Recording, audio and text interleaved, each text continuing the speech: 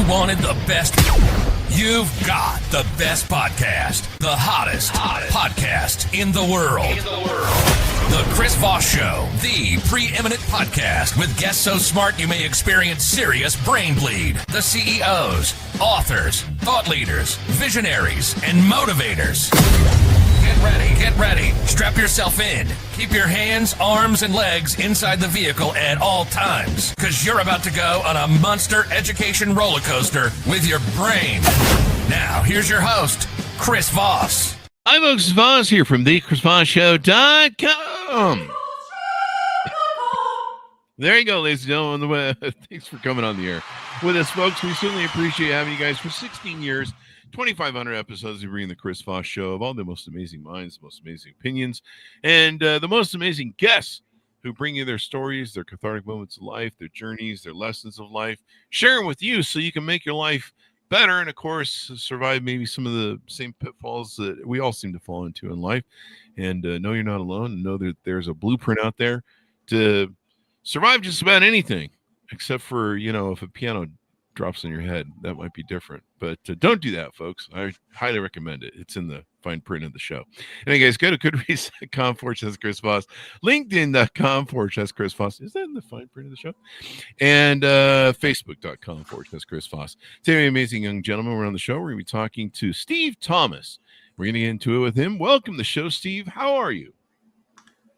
Mr. Voss, Chris, what do you prefer to go by?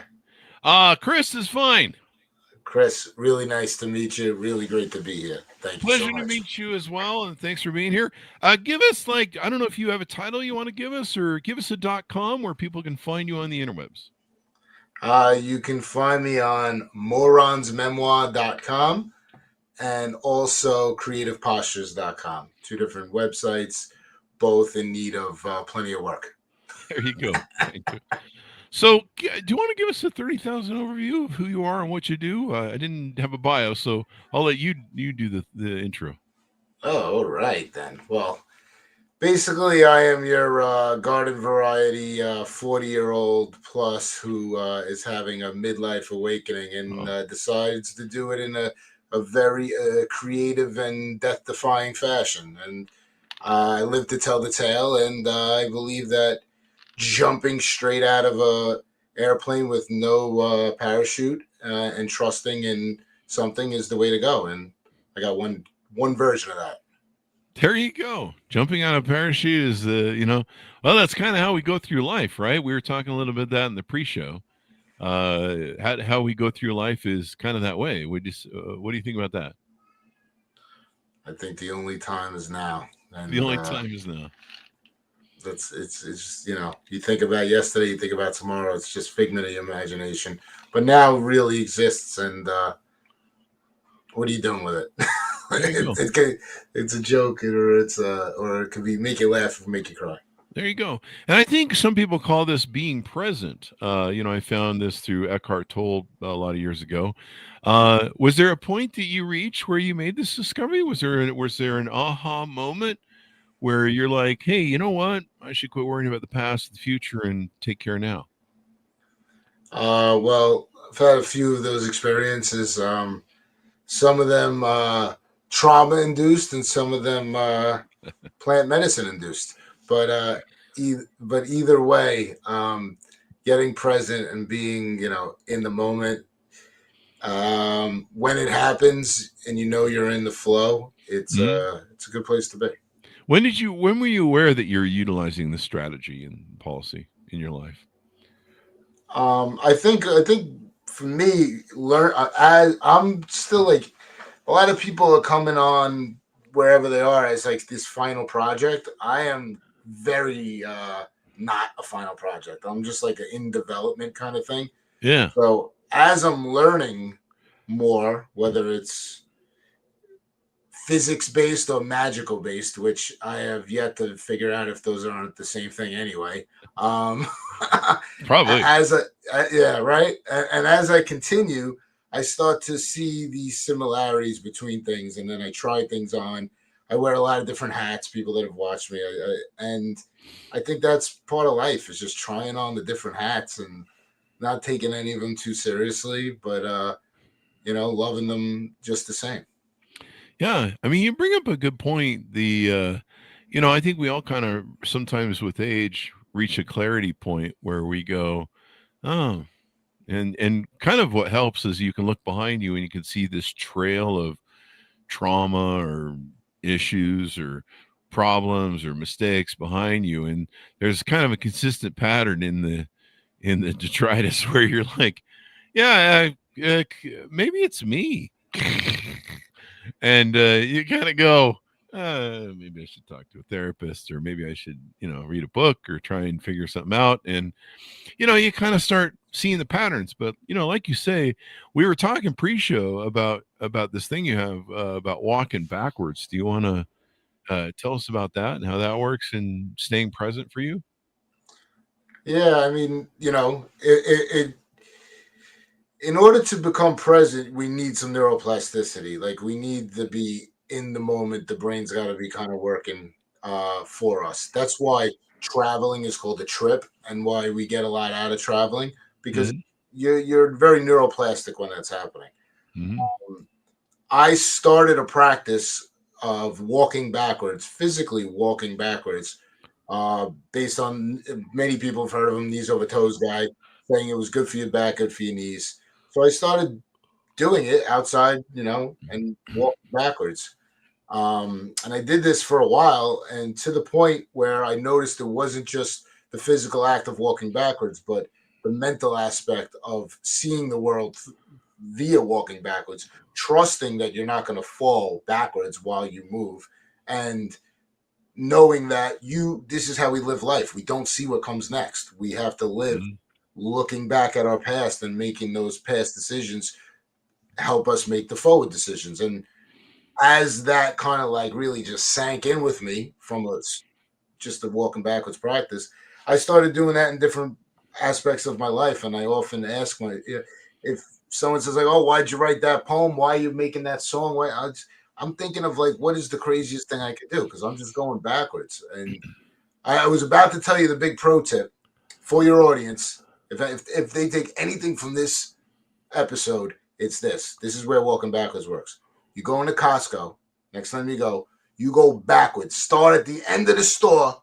Get the stuff, right? What do you need there? You got the paper towels. You got all that stuff that you actually need. Fills up your cart. You keep going backwards while everyone's going the other way. You're snaking around them. You go around. By the time you're finished, you're going to spend $300 less, and you're going to be at register 1 or 2 where there's no freaking lines. You just walk backwards through Costco, save $300. You're welcome. Like, I'm just saying, you're welcome. There you go. There you go. All right. And then, of course, people think you're crazy, so they get out of your way. It's easy to grab stuff off the shelves, right? I don't mind. I'm from New York City. If they don't think you're crazy, you are crazy. That's true. Yeah, probably. Yeah. That's what my mom used to tell me when I was a kid. Anyway, so there you go. Now, you've written some books. Tell us about some of the things you've done in your life. What has been your life's journey? It sounds like you've worn some hats and tried on some hats. Tell us about your life's journey. How did you grow up? What were some of your influences, et cetera, et cetera? I'm a born and raised New York City kid. Brooklyn, Staten Island, lived in Queens, lived in Manhattan. The only borough I haven't lived in is the Bronx, which, unless you're from the Bronx, there's no reason to live there. Hey, shout out to my BX folk. Where did you grow up, Chris? I grew up in SoCal, Southern California. Yeah. All right. On the other side of the world there from New York. New York. Yeah. New York. You want to give me your best New York impression? I don't think I have one. New York. I don't know. Yeah. I don't know. I suck. I hear you. Well, funny story is that when I was trying to get going in the business, I work on Wall Street. Mm-hmm. I had tried to become a salesperson. This is after 10 years of climbing through the shit pipe. I'm trying to become a salesperson, and my managers at the time said, "We can't put you on the phone with clients because you sound like Joey Bag of Donuts." And I was like, I like donuts. If somebody showed up to my house with donuts, I'd let them in. Right? Especially a bag. I mean, when you have a bag. A whole bag of donuts. A whole bag of donuts. And I had not heard that term before, but modern day millennials might say it's derogatory. To me, it wasn't. It was fine. They said, truthfully, we don't like the way you sound, your accent and whatnot. Go to try to get diction classes. Diction classes, wow. Diction classes, and go to this thing called Toastmasters. So okay. I looked up diction classes. They cost about $50,000 a year, and when you're making $42,000, that doesn't really equate too much. So diction was out. I went to Toastmasters, which is, it's like the AA for people who are afraid of speaking, right? Everybody gets a chance. They go around. It's fantastic. They called on me to do a random speech. I did the speech. They came up to me afterwards. They're like, "Why are you here? Like, this is for people that are trying to get." I'm like, "I'm here because my bosses told me to come here." Yeah. And they said, "Do me a favor. Other people need it more than you." And I was like, "I got you. Whatever." Wow. So I got kicked out of Toastmasters. So instead, I actually signed up and went to improv at the Upright Citizens Brigade in Manhattan. Like Amy Poehler or the SNL. A lot of people that are in commercials or trying to get on TV shows are there.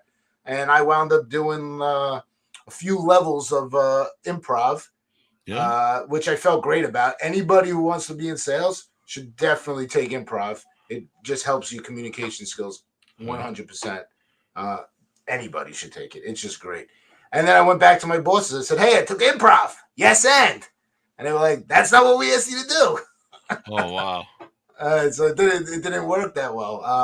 But as I tell my story, I kind of said, well, sometimes in life you got to stand up and say, "Take me or leave me," because this is just the way it's going to be. And I, as I had to do a couple times, I was like, "You either move me up or move me out," and they moved me up at that point. I was gifted with the ability to take a phone and make phone calls. I wasn't given any accounts, nothing like that. I was gifted with this phone and this huge ability to pick it up and call people. And so I did. And, less than anybody, they might not want to give you the phone. And then when you get the phone, you probably don't know what to do with it. Just keep calling. Just keep dialing. There you go. Plus, you sell well if you sell like, Joey Bananas. Or whatever. Donuts. Joey Donuts. The donut smell would wafer over the phone. They'd be like, "Ooh, I smell those donuts." Yeah. Sales is an interesting thing. And one thing I learned a long time ago, I was a kid when I discovered this, is I realized that, back then you had the Sears catalog, the JCPenney catalog, and I won't describe what happened with that thing. But I realized that life was a giant catalog where you could choose. Gen Z's like, "What's a catalog?" I like confusing the Gen Zers listen to the show. We love them. And so I realized that you could choose things in life. I'm like, wow, I don't have to. I realized that society is pushing a narrative on me of how I should be as a person or a man. But I realized, and like careers, because everyone hustle you when you're a kid. They're like, "Oh, are you going to be when you grow up?" I don't know. Your mom's boyfriend. That should have been what I should have said.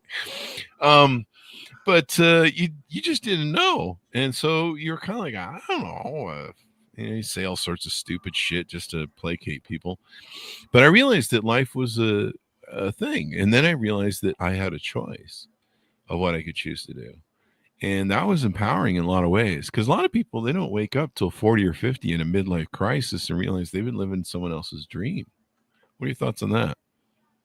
And how old were you when you figured that out? Where were you?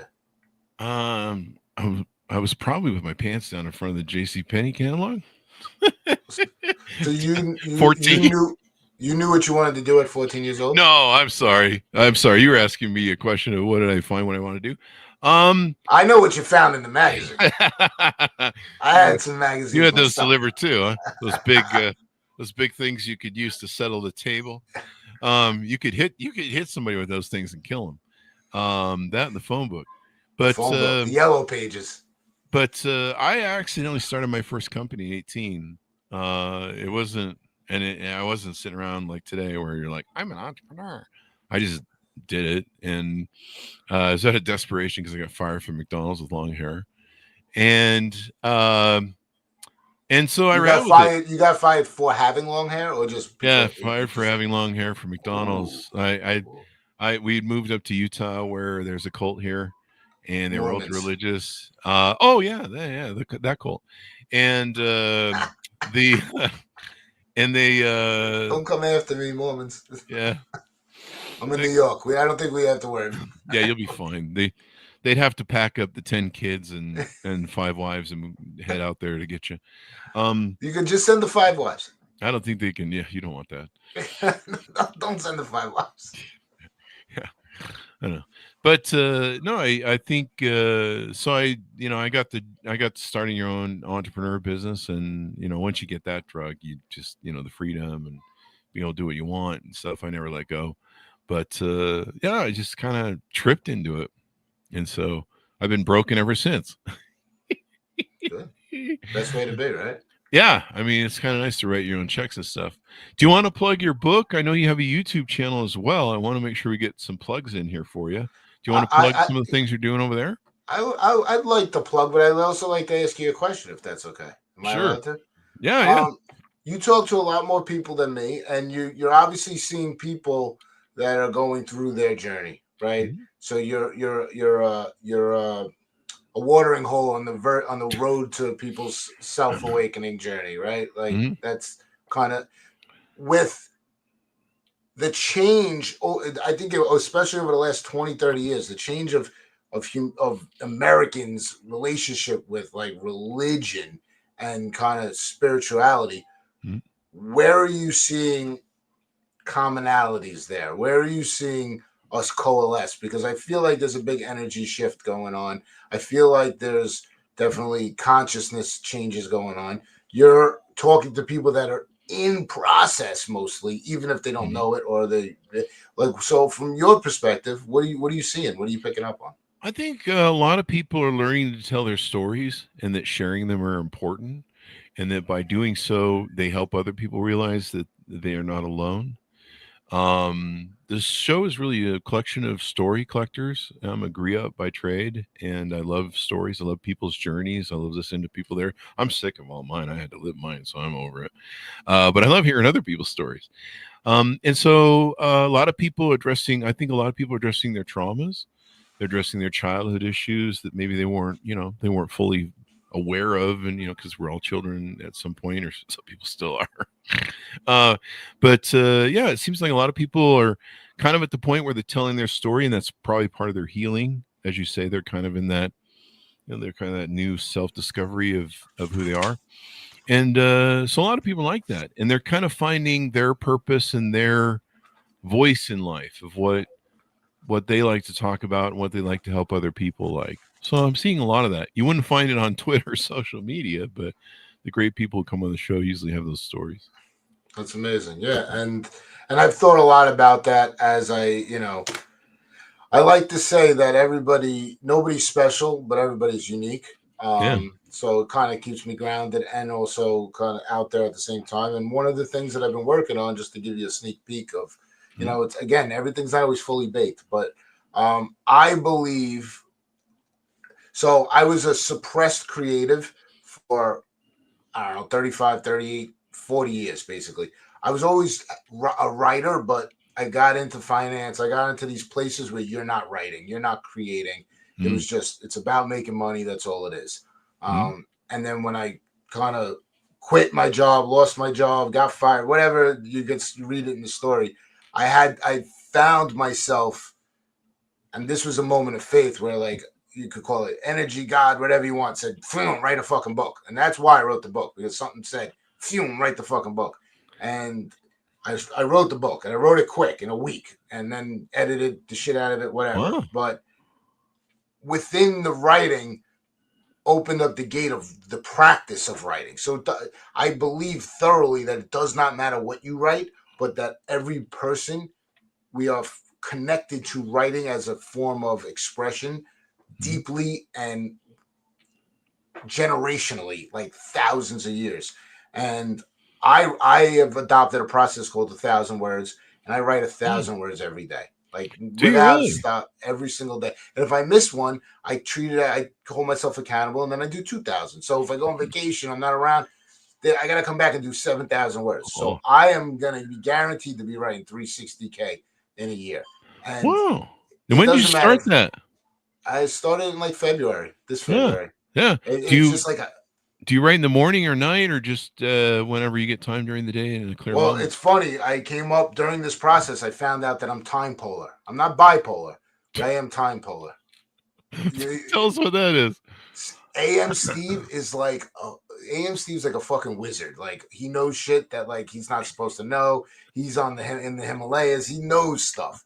PM Steve is like Andrew Dice Clay's brother. Like they're like little boy. You know what I mean? It's just You have a little bit of Andrew Dice Clay. I was going to bring that up earlier. Yeah. I love that dude. 3 blind mice see how they run. Yeah. Where the fuck are they going? I love him. I first saw him on his first appearance on Rodney Dangerfield. Wow. That's like 86, 85. Yeah. 80, him right? and Sam I'm under the influence of surgery drugs. Him and Sam I forget his name, but he was killed in that car. Sam Kinison. And man, that's a show. God, there was. I mean, it was all the greats there. It was that one guy who ended up with a home remodeling your home show. Tim Allen. I mean, it was like a who's who of future, and he was just showcasing them as up and coming talent. It was just extraordinary, and I just love watching Dice, man. Just seeing him piss people off, and of course, come up with such great comedy. This is great. Yeah, I recently rewatched. I recently saw that exact show that you're talking about. Yeah, and he could not perform that act I today. don't know if you've seen him. Have you seen him? He goes around on TikTok and he goes up to people and tells them that he won't autograph stuff. It's kind of funny. Sometimes he goes to famous people. He's like, "No, sorry, I'm not doing autographs today." And like, who are you? Because he looks kind of different in his old age. I love that Dice is still himself and nobody knows who he is. It's like one of my favorite things. Yeah. It's funny shit, man. That's why when you say like, what do you want to promote? It's like what I'm promoting is people being regular people and just helping people because it's the right thing to do. When regular people, regular morons. We're all freaking morons. When you start this is the whole thing. When you start as a moron, you can then admit that you don't know everything, look someone in the eye, and grow together. If you come from that's the whole moron thing. If you come from your perch, it's like, I don't got time for that. So the people that are like uncomfortable by this, I know right away that it's like, okay, you're have some type of supremacy issues, like you got something going on. It's like, and it's fine. That's fine to be. But I think that coming from humility, that I don't know things, please teach me. I'm open to hearing. I think that's just a better way to live. And that's the moron way. That's the morons unite. Dude, you need to do a book with the title "The Moron Way," the Moron's Way.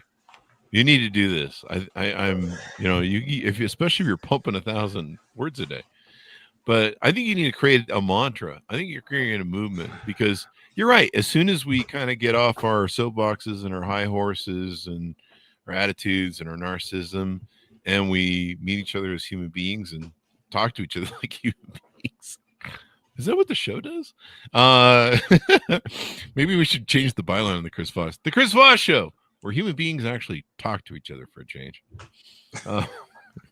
Then we'll do another show where people just look in their phones the whole time and just murmur to each other.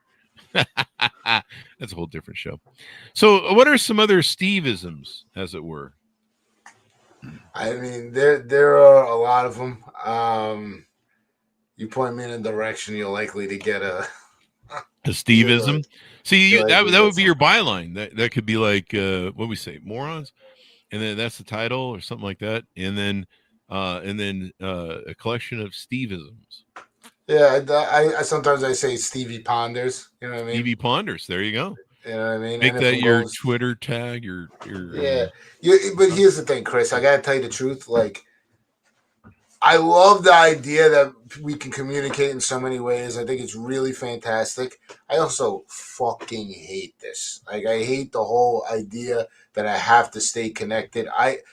The poets out there know that you can only live poetry and you have to be connected to that poetry for it to happen.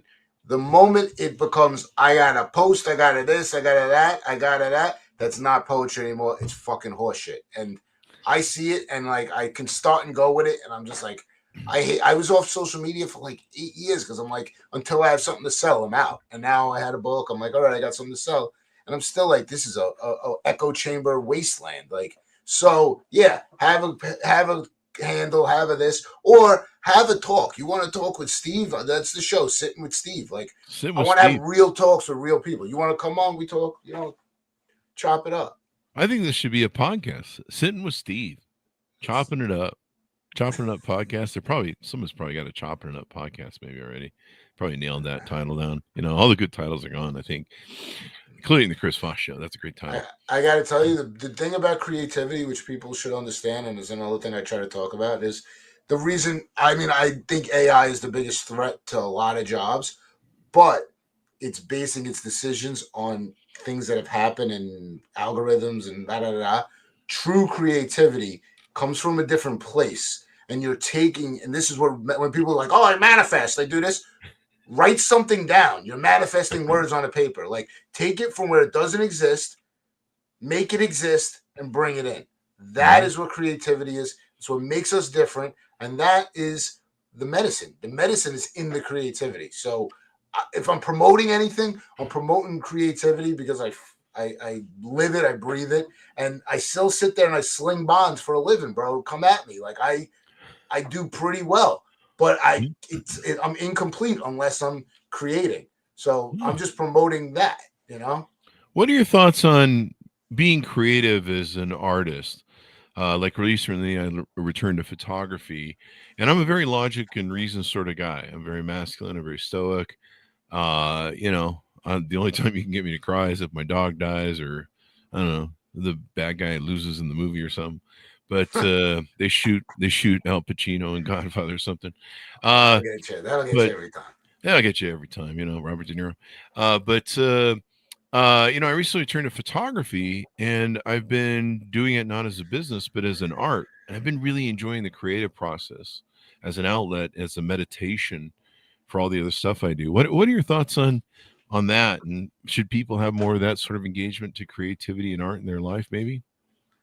I think I'm really happy for you that you found that. I hope that continues to fulfill you and sustain you and help you grow as an artist and in the things that one of my first boss told me, do what you got to do so that you can do what you want to do. I love that. But it's a lot of people do what they have to do, and they never even get to choose what they want to do. Mm-hmm. Freedom is doing what you want to do when you want to do it. That's all it is, and that's true freedom. If you have the freedom to choose photography, I think that's amazing. I work with an artist. His name is Mr. Wu. Anybody who follows me sees I always have videos with him. This guy is a master artist, and I tell you, he's a master. Most people don't believe me, but he's a master. And he's been working at the Staten Island Mall at a kiosk for 40 years after being a famous painter in China. Wow. He came to America because he became a teacher, and he did not like teaching. He said, teaching is where you go to die. That's not what a master is supposed to do. I was born to paint. So the only thing this guy does, paint and draw and paint and create. And he's been doing it for 60 years. He's 69. He's been doing it since he's 8 years old. 61 years. This guy's all he does is one job. And he doesn't sell it well, and he doesn't, make a big deal of it, but he is amazing. And he says, if you create art with the thought to sell it, it's not art anymore. Now it's something else. He goes, I don't think about what they sell for. I don't think about anything. And he's got all his paintings, and he's art for art's sake. This is what you cannot be thinking about turning a profit or anything and still call it art.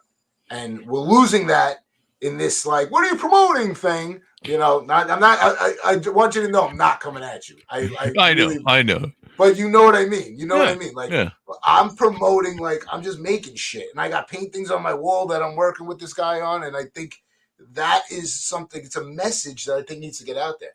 Create art for art's sake. Yeah. And, I've felt that way, too, with the new thing I've gone into, because people are like, are you going to turn this into a business? And I'm like, no, I think that would taint it for me. think that would ruin it for me. I like kind of just being laissez-faire, and the thought of having a brand or someone on set who's paying and being like, well, I want it this way, and I'm like, well, that looks stupid. I'm not doing that. And so I've been really enjoying it the past 2 months. It's given me an outlet. And you're right. That's something I'm going to keep in mind, and I'm going to definitely remember for the show forever. Is if you're paying for it. But yeah, I think more we need to do that kind of self-care. Like, I just find it meditative to go. I'll go downtown, and I really won't go with an agenda much. Sometimes I'll go down. I'll be like, okay, I'm gonna put it on the shutter setting or the aperture setting, and I'm just gonna shoot all shutter stuff, and I'm gonna try and make some art. And then sometimes I go down with a certain lens, and I'm like, I want to, just gonna force myself to use this lens, and instead of a zoom, maybe a hard prime, where you're gonna have to move around. And I have a lot of fun with it. I find a lot of cathartic sort of meditation. And I think more people need that in their lives. They need more. Maybe we need more art and creativity and release that way. Creative. My book was. I wrote at the end of the book that this was my creative catharsis. And once you start to feel that you're allowed to release some of these things through art takes what's very hard and beyond words and puts it into so what Mr. Wu does. What he's a painter, right? And people hear that word all the time: painting, and they forget that you can't have a painting without some paint. It's true. Mr. Wu, I'll have to take a look at his artwork and stuff. Do you want to give a plug out to his website? I will give a plug out to Mr. Wu at the Staten Island Mall at a kiosk in the middle, right in the middle. He's been there for 40 years. He's got Instagram. Let's put it this way, the easiest thing I can tell you is you follow me, you'll see his stuff, because I am his number one fan. I believe this guy deserves to be famous while he's still alive. I really don't like what he believes, and what most artists believe. Like, I want to be the one to say, no, Mr. Wu, they'll know about you, because you're that good. Yeah. I think Steely Dan did a song for him on the Katy Light album. Are you with me, Dr. Wu? Are you? Steely Dan fans will get that joke. Anyway, so as we go out, give us a roundabout on your thoughts and final sort of pitch out you want people to maybe leave reminded of the show. I would just say, if you made it this far, you likely know me, or you hate me, or maybe you're trying to get to know, me a little bit. And all I can say is I'm a regular person in the path, in the journey. We're all on the path journey. There is no better or worse journey. It's all about sharing as you go along. It's all about karma and doing the right thing. It's all about art for art's sake. And if you're not afraid to be a moron, then you will succeed. And that's all I got for you. And if you ever need help along the way, I'm a real dude. I'm connecting to other real people, and we'll find ways to help. There you go. I still love to see this moron book. I'll send you one. The Way of Morons. The Way of Morons, or not Mormons. The Way of Morons, which, I mean, they're two very close, similar. And the Way of what else can we do? The Moron Club, the Journey of Morons, or something, or maybe the Moron Bible, something like that. So there you go. Wow, a lot of ways. I mean, you're right. Let me fall back to that, because I think that's really interesting what you do. And, we have a lot of authors on the show and writers that want to be writers that listen to the show. When you find that you're writing those 1,000 words a day, I think it was, what do you usually write about? Is there an agenda that you keep, or is it just whatever's top of mind? I started not knowing what to do. I've fallen into a few different containers, I would say, that I think I can use that become structure for it. That is I'm working on something I can release to the public. It's going to be called Cosmic Creativity, and it will hopefully be a little bit prompt based so that people can have an easier time understanding exactly the process that is in development as we go. Because just like I'm like Frankenstein, just practicing on myself here. Like that's what I got. There you go. Like Frankenstein. You bring up some good points. We're all in development. We're all hopefully evolving. I've seen some people that aren't. They're devolving, I'm pretty sure. But they're on Twitter.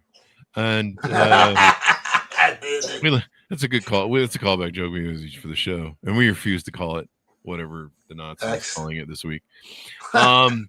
He sells those scammy cars or whatever they are. So anyway, I watch them pile up in the parking lots over here. They're not selling. Anyway, so as we go out, tell people your .coms. Where can people find out more about you, learn more about you, see your YouTube channel, et cetera, et cetera?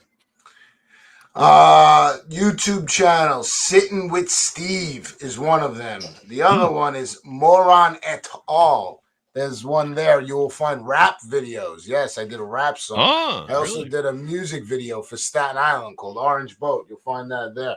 You can find my website, www.moronsmemoir.com, as well as www.creativepostures.com. If you're an artist needing a little mentorship, reach out to us there. I'm on Instagram, Facebook, Twitter, X, LinkedIn. I'm really there. That's actually me. And find me there. And if not, see you when I see you. See you when I see you. And there'll be links to the Chris Voss on the Chris Voss Show page you can check out there as well. Well, thank you. It's been fun to have you on and insightful as well. We certainly appreciate it, man. Appreciate you. Thank you. Thank you. And thanks, John, for tuning in. Go to goodreads.com/Chris Voss, LinkedIn.com/Chris Voss, Facebook.com/Chris Voss, and all those crazy places on the internet. Be good to each other. Stay safe. We'll see you guys next